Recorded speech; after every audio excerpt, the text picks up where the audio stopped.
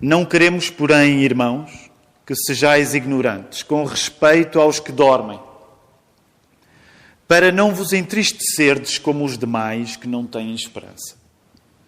Pois se cremos que Jesus morreu e ressuscitou, assim também Deus, mediante Jesus, trará juntamente em sua companhia os que dormem.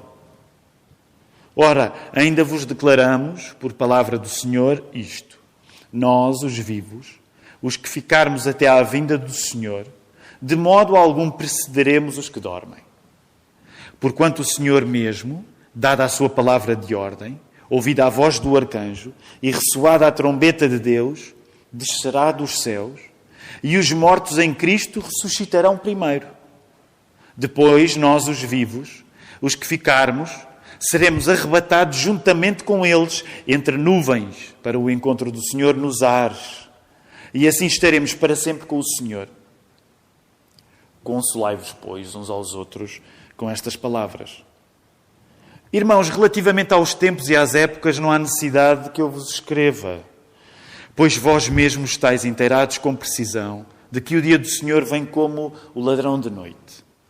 Quando andarem dizendo paz e segurança, eis que lhes sobrevirá a repentina destruição, como vem a dor de parto à que está para dar à luz, e de nenhum modo escaparão. Mas vós, irmãos, não estáis em trevas, para que esse dia, como ladrão, vos apanhe de surpresa. Porquanto vós, todos, sois filhos da luz e filhos do dia. Nós não somos da noite, nem das trevas. Então, ainda antes de nos podermos sentar, podemos saudar-nos uns aos outros, da maneira que nos é possível. Nós já nos saudámos todos aqui, mas é bom voltarmos a olhar para o rosto uns dos outros. Podemos voltar a ficar sentados, está em pé, em sua casa, ou onde quer que esteja. Uma das coisas magníficas, não sei se, Mark, tu usas esta modalidade. Agora, num mundo de tantas reuniões, tanta internet, uma das coisas interessantes é que, às vezes, podemos sair de casa para ter reuniões e caminhar. Não é? Não sei se há alguém, se alguém estiver a assistir a este serviço de culto, caminhando, passeando, então escreva aí nos comentários, que é para a gente saber que há pessoas a louvar a Deus ao ar livre, a assistir a um serviço de culto ao ar livre, que é uma coisa que nós julgaríamos ser impossível até há uns tempos. A mensagem que vos quero pregar nesta manhã chama-se: o Apocalipse não quer dar-te pancada, mas paz. O Apocalipse não quer dar-te pancada, mas paz. Ninguém consegue viver sem tentar ver aquilo que está por vir.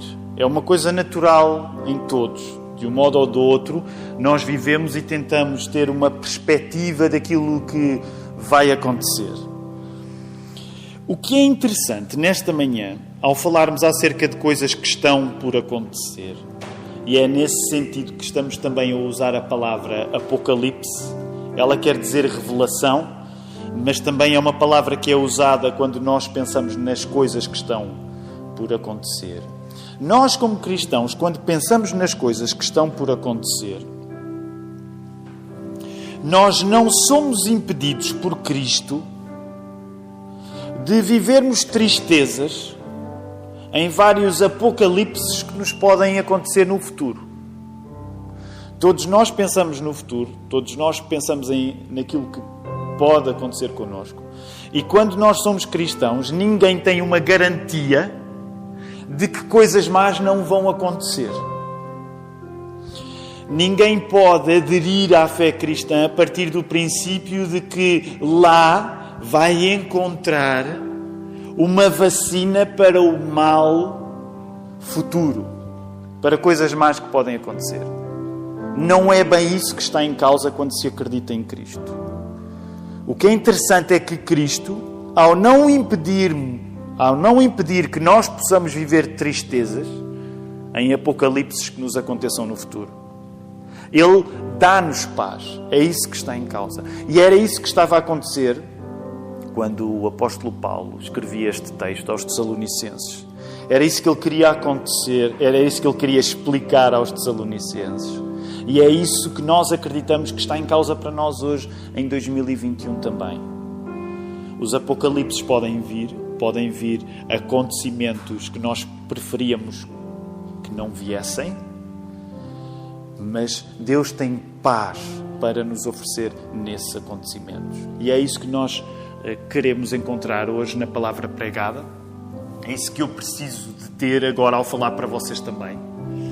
É saber transmitir, através do Espírito Santo, uma mensagem que seja de paz. Aquela paz que Deus projetou, que Deus planeou para todos aqueles que são redimidos através do seu Filho. Vamos pedir esta paz em oração agora. Deus Pai, não há nada como um problema para revelar coisas acerca de nós que às vezes nem nós sabíamos. Quando acontecem apocalipses que querem dizer revelação, nós encontramos uma imagem nossa refletida que muitas vezes nos surpreende pela negativa. Senhor, nós queremos confessar isso, que ao vivermos coisas difíceis nós entristecemos-nos com aquilo que descobrimos acerca de nós próprios, Senhor. Queremos confessar essa nossa fraqueza. Nós queremos pedir-te, Senhor, no entanto, que essa fraqueza não seja a palavra final nesta manhã. Nós queremos pedir-te que a nossa fraqueza não seja o mais importante acerca de nós neste dia 14 de fevereiro de 2021. Nós queremos pedir-te, a ti que és Deus Pai, Deus Filho e Deus Espírito Santo, que o teu Espírito nos possa tocar e segurar nesta manhã. Que a nossa confiança em ti possa crescer, que a nossa paz possa crescer, independentemente das circunstâncias que estamos a viver. Ó Senhor, nós não somos estoicos, não somos pessoas que vivem dificuldades a desejar que essas dificuldades permaneçam. Nós declaramos como teus filhos, ó Senhor, nós queremos pedir-te nesta manhã que tu nos alivies. E se for da tua vontade, que tu possas afastar de nós a dificuldade que podemos estar a viver. Aliás, nós continuamos a pedir-te que tu leves esta crise deste vírus, que tu ajudes os médicos, os cientistas, os governantes, todas as autoridades para, numa circunstância difícil, vivermos com paz, com mais saúde, com cura, Senhor. Nós queremos pedir-te isto nesta manhã, que tu possas tocar a saúde daqueles que estão doentes, Senhor, e que nós possamos ser usados por ti para trazer alívio às pessoas que estão doentes e que vivem no meio de dificuldades. Mas, sobretudo, eu peço que tu me ajudes a pregar esta mensagem nesta manhã, para que a nossa paz possa crescer. E nós precisamos do teu poder. Nós pedimos que Jesus Cristo nos esteja a dar esta paz nesta manhã. Que tu me estejas a guiar na pregação deste sermão. E tudo isto pedimos dependendo completamente de Jesus. E é no nome dele que oramos. Amém. Amém. Meus queridos, nós não temos coisa pouca hoje no texto. Quando a equipa de pastores selecionou a carta de Paulo aos Tessalonicenses, nós sabíamos que na sua riqueza, uma parte, um ingrediente desta carta é quando chegam estes assuntos das coisas por vir, dos apocalipses. O texto está a falar-nos duas coisas que nos podem e devem impressionar, que é como é que nós nos devemos relacionar em relação à morte de pessoas que nos são queridas. E já vamos ver mais o contexto que estava a acontecer lá com os Tessalonicenses. Uma primeira coisa, como é que nós cristãos devemos lidar com a morte de outros cristãos, de pessoas que nos são queridas? No fundo está relacionado com o luto, como é que devemos viver o luto. Uma segunda coisa que o texto nos está a falar, como é que nós devemos lidar com a segunda vinda de Cristo. Há pessoas que têm dificuldade em acreditar que Jesus veio da primeira vez. Um cristão não só acredita que ele veio da primeira vez, mas como vejam bem, ele acredita que ele virá outra vez. E estas são coisas que nos podem trazer algum espanto, não é?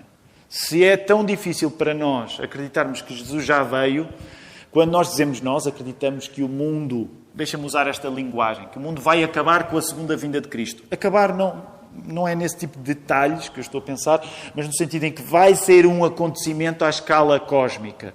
E as pessoas à nossa volta podem achar coisa estranha de acreditar. E é nestas coisas estranhas, nestas coisas com algum impacto, que nós estamos a falar quando lemos este excerto da Palavra de Deus. Estes dois assuntos, morte, apocalipse, a nossa tendência é dizer, uau, que assuntos! E quando sentimos o impacto destes assuntos, às vezes sentimos uma certa pancada, não é? E daí que a palavra pancada está no título desta mensagem, precisamente para reconhecer que quando os assuntos são a morte, quando os assuntos são o apocalipse, é fácil nós sentirmos essa pancada e sentirmos que se estamos a falar de apocalipse, se estamos a falar de últimas coisas, de coisas do futuro, a pancada é uma coisa que pode ser sentida por cada um de nós.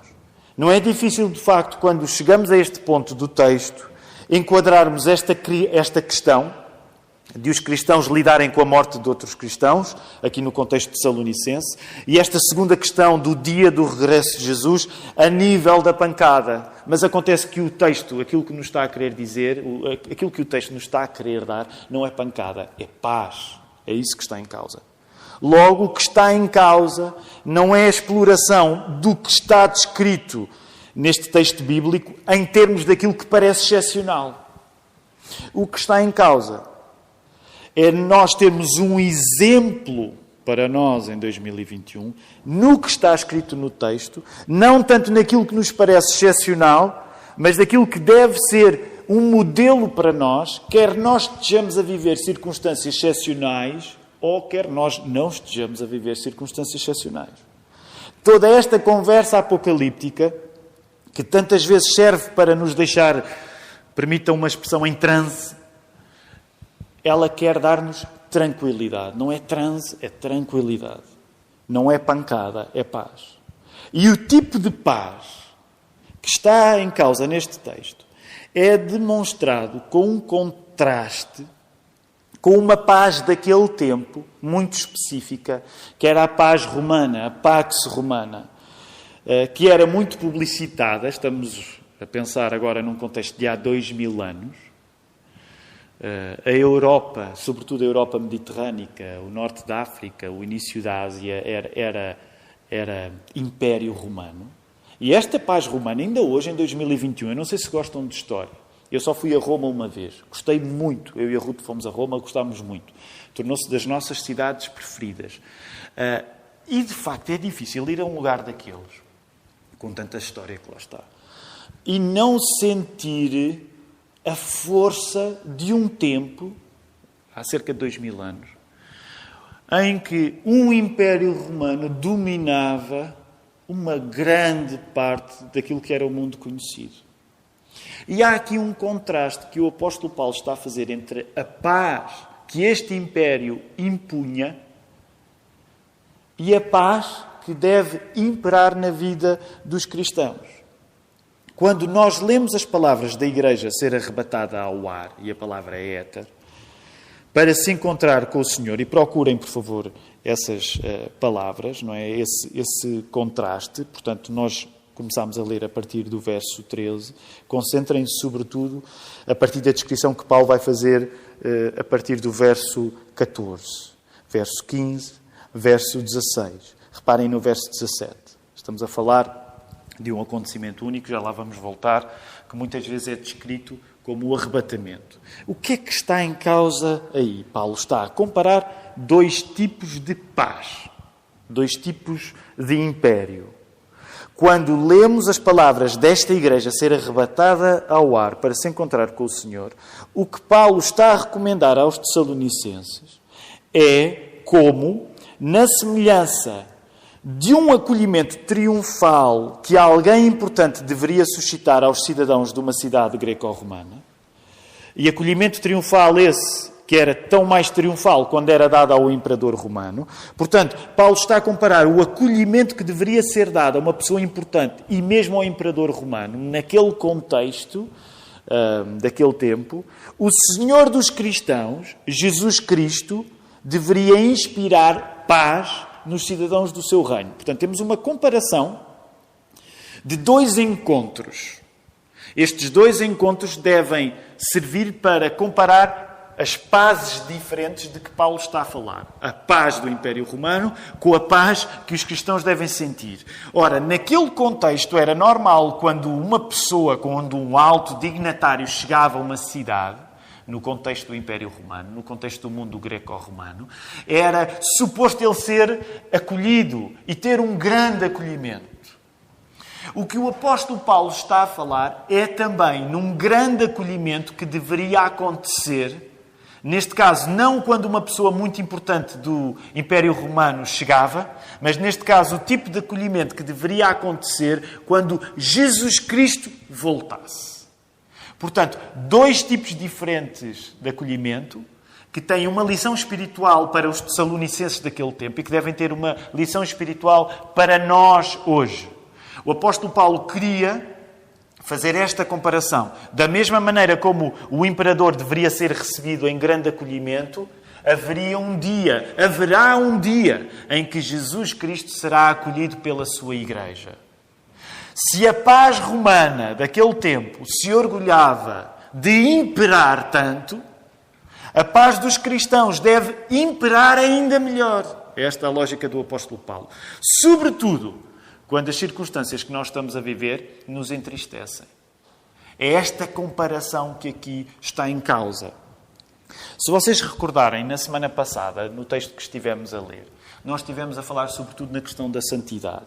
E, nesse sentido, a questão da santidade estava enquadrada em termos de exigência. Aquilo que era necessário e urgente os cristãos viverem por serem santos. Ora, nós passamos da exigência que vimos a semana passada, agora para uma questão de encorajamento. Estamos agora numa questão de encorajamento. Num texto, este que acabamos de ler, que é cheio de desafios, a nível de tradução, a nível das questões teológicas, a nível das figuras usadas, é mesmo importante que nesta manhã nós nos concentremos na coisa essencial. E mais do que possíveis erros teológicos em que os tessalonicenses caíam, por exemplo, tendo conceitos muito definidos ou indefinidos acerca do estado dos cristãos que tinham morrido, Paulo queria combater o medo e a ansiedade deles. Portanto, vamos dizer assim, se tivermos de usar aqui uma dicotomia, mais do que combater a ignorância dos tessalonicenses acerca do assunto da morte dos cristãos, que também estava a ser combatido, essa ignorância, mas Paulo queria, ainda mais do que combater essa ignorância, Paulo queria combater a intranquilidade dos tessalonicenses. E permitam-me fazer o transporte desta questão para nós hoje, em 2021. Neste texto, claro que nós devemos ganhar conhecimento, algum conhecimento das coisas que estão por acontecer. Claro que sim. Mas ainda mais importante que o conhecimento que nós devemos ter acerca do Apocalipse, da segunda vinda de Cristo, é a intranquilidade que nós devemos abandonar. Portanto, Paulo queria que a ignorância dos tessalonicenses em relação ao futuro ficasse mais pequena, sem dúvida, mas ainda mais do que isso, Paulo queria que a intranquilidade deles terminasse. Portanto, esse era um dos desafios pastorais de Paulo. Quando, por exemplo, nós chegamos ao verso 13, e indo agora para algumas das expressões do texto em particular, nós vemos: não queremos, porém, irmãos, que sejais ignorantes com respeito aos que dormem. Mais do que um eufemismo, a expressão aos que dormem, era a figura de dormir, era de facto o termo que se usava para as pessoas que morriam. Nem era propriamente um eufemismo, era assim que se falava nas pessoas que morriam. Portanto, em algumas traduções, dependendo da tradução que vocês têm, eu estou a ler de João Ferreira de Almeida, a revista e atualizada, mas, por exemplo, em algumas das traduções em português corrente, é possível que, eu não sei, não verifiquei isso agora, mas é até possível que encontrem logo aqueles que morrem, porque era isso que estava em causa quando a palavra aqueles que dormem era usada. Em lado nenhum, o apóstolo Paulo vai encorajar os tessalonicenses, dizendo-lhes que cristão não sofre. Em lado nenhum Paulo vai dizer isso. Cristão não sofre. Mas o que Paulo quer dizer é que cristão não pode sofrer sem esperança. E essa é uma das coisas que eu quero dizer-te esta manhã. A cada um de nós. E aqueles que seguem a transmissão deste serviço de culto. Nenhum pregador do Evangelho pode, com honestidade, dizer tu não vais sofrer. A palavra de Deus garante que tu vais sofrer. Mas o trabalho do pregador e o trabalho de qualquer cristão em relação uns com os outros é dizer tu não podes sofrer sem esperança. Tu não podes sofrer sem esperança. Porque a lógica dessa esperança estava indicada no texto e sobretudo nessa secção que nós encontramos entre o verso 13 e o verso 18. A lógica dessa esperança era, uma vez que nós já sabemos que Deus ressuscitou Cristo, nós podemos confiar que o mesmo fará com aqueles que estão a morrer antes de Cristo regressar. Rapidamente para percebermos o dilema dos Tessalonicenses. E nós já falámos no passado acerca do dilema. Os Tessalonicenses estavam convencidos que a vinda de Jesus seria rápida. E o que é que aconteceu? Nessa expectativa, os crentes que estavam a morrer, possivelmente até por perseguição religiosa, os crentes que estavam a morrer em Tessalónica suscitaram uma grande angústia naquela igreja, que é, então nós que estávamos convictos que Jesus ia regressar enquanto nós estamos vivos, o que é que está a acontecer com estes que estão a morrer? E Paulo quer dar-lhes a tranquilidade de dizer, uma vez que Jesus ressuscitou, vocês podem ter a convicção que esses mesmos que estão a partir vão ressuscitar também. E, portanto, era esta a paz que Paulo estava a querer dar aos cristãos daquele momento. Claro que quando nós lemos este texto, é um texto vasto, é complicado nós lermos este texto sem sentirmos o efeito de uma linguagem fantástica. Nós temos morte, nós temos ressurreição, nós temos anjos, nós temos trombetas, nós temos arrebatamento nas nuvens. A nossa imaginação naturalmente fica excitada por estas figuras que aqui estão. Não é de estranhar que algumas das ideias mais ousadas possam nascer destas linhas. No mundo evangélico, sobretudo se nós pensarmos nos últimos 200 anos, é em grande parte acerca destes assuntos que têm nascido grandes discussões teológicas. Acerca do arrebatamento, como é que o Apocalipse será, o que é que acontecerá primeiro, a Igreja vai ser arrebatada, uns defendem que sim, dependendo da época posicionam-se, outros dizem que não, uns fazem uma interpretação muito literal destas palavras, outros fazem uma interpretação menos literal. Eu quero dizer-te, como pastor, a minha maior preocupação hoje não é nem patrocinar determinadas teorias, nem negá-las. Mas como vocês já podem ter percebido pelo objetivo do sermão, a questão não é a pancada, a questão é a paz. É compreender qual era o propósito do apóstolo Paulo como pastor que ele era. E nesse sentido, com toda a pertinência que há em discutir estas coisas, eu não estou a negá-lo, com toda a pertinência que há em discutir estes assuntos escatológicos, interessa-me sobretudo a aplicação para a tua vida, a aplicação pastoral, que já estava neste texto. E por isso mesmo nós vamos rapidamente ter de pensar nestas figuras e compreender porque é que o apóstolo Paulo estava a usar estas figuras. O que é que ele estava a fazer ao usar estas imagens que cativam a nossa imaginação. O meu propósito, novamente, não é tomar partidos. Não é isso que eu quero nesta manhã. O mais importante, que é aquilo que o apóstolo Paulo estava a fazer, não era profetizar um futuro específico, mas patrocinar paz para o presente. O mais importante que o apóstolo Paulo estava a fazer não era dar detalhes de como o futuro ia acontecer, mas era patrocinar paz no presente para os tessalonicenses.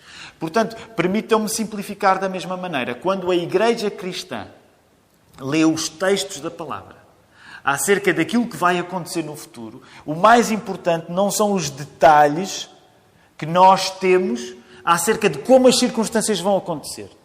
Mas o mais importante é a paz que nós sentimos hoje em relação àquilo que está a ser dito acerca do futuro. É por isso uma ironia triste que tantos cristãos percam o sossego ao ponto de zangarem uns com os outros, quando não defendem as mesmas posições, a partir de um texto que precisamente queria dar sossego às pessoas. Compreendem esta tontice?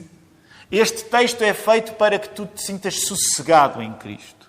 E muitas vezes nós usamos como o contrário, para nos aborrecermos uns com os outros, para perdermos a paz uns com os outros. O propósito aqui não é que nós discutamos o arrebatamento. E reparem, eu estou a usar a palavra e nem sequer estou a explicá-la muito. É possível que hoje algumas pessoas, quando estão a ouvir esta mensagem, o arrebatamento, como eu gosto de discutir o arrebatamento. Há outros que podem estar a ouvir. Arrebatamento é a primeira vez que eu estou a ouvir a palavra em termos de um futuro que está para acontecer com os cristãos. E o meu propósito, uma vez mais, não é hoje estar a discutir posições acerca do arrebatamento. A minha preocupação é que tu não te sintas arrebatado por preocupações quando lês este texto. Paulo não está a construir um dogma a partir do futuro, mas a partir do futuro ele quer sacar descanso para os seus leitores.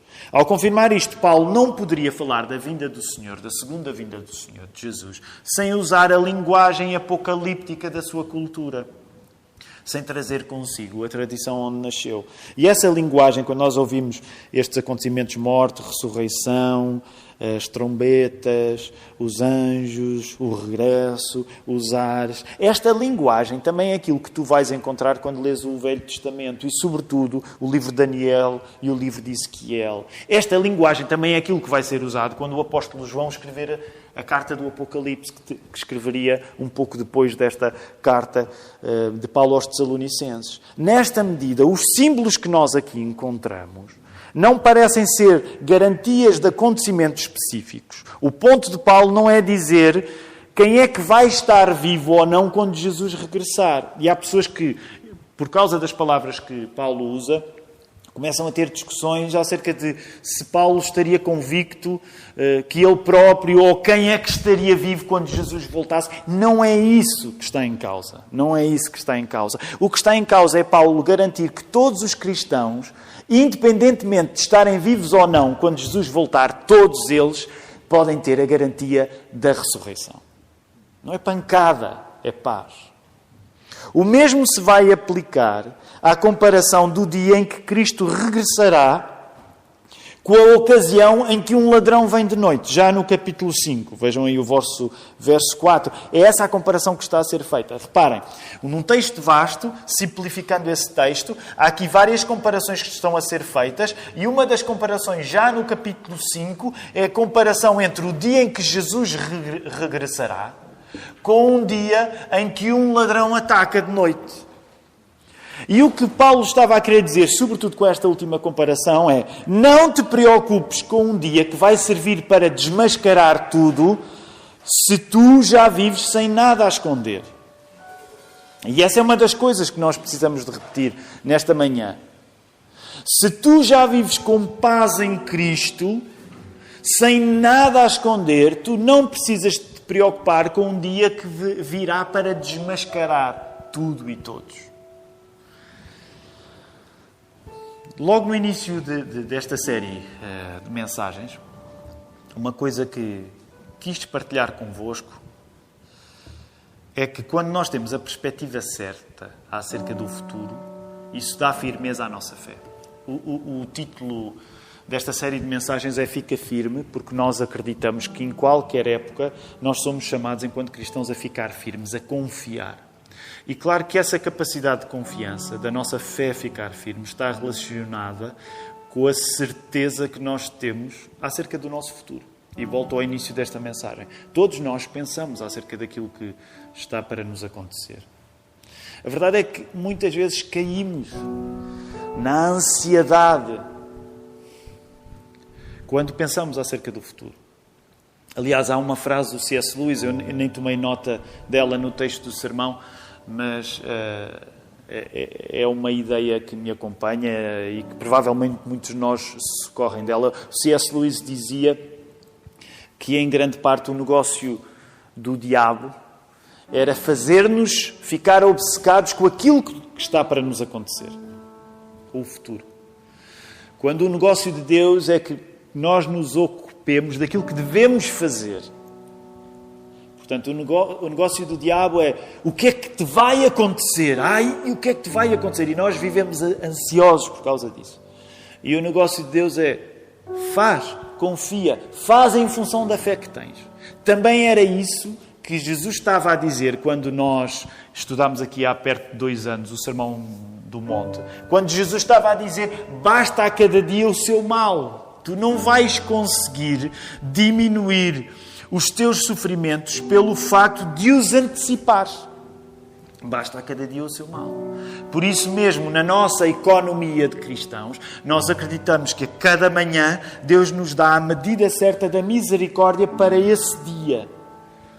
Hoje tu deves pedir a Deus as misericórdias para o dia 14 de fevereiro de 2021 e amanhã de manhã tu deves pedir as misericórdias para o dia 15 de fevereiro de 2021.